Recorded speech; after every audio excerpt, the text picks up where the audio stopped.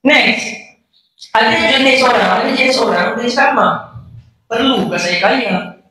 Dia tidaklah kaya, dia tidak miskin, dia sederhana. Dia orang cakap apa? Dia suka berehat. Tahu ada orang berehat? Dia suka berehat. Maksudnya dia pergi kerja, dapat duit, beli bayar komitmen bagi isteri sikit, bayar hutang. Lepas tu, sudahlah tunggulah bulan depan dia gaji pula. Macam itulah cycle dia kan. Jadi kita tanya dia, dah dekat keinginan mau kaya. Ini pun okey sudah, syukur sudah, alhamdulillah.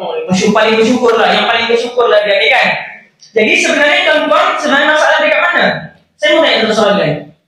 Kita ni hidup berapa kali? Sekali. Okey, sekali lagi. Ada yang 7 kali?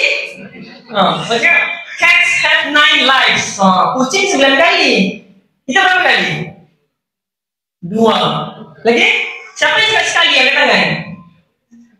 Sekali ketiga ya. Jadi sudah bertanya jadi pening juga.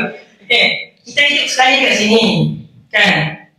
Kita akan hidup lagi sekali dekat akhirat. Mana panjang? Akhirat.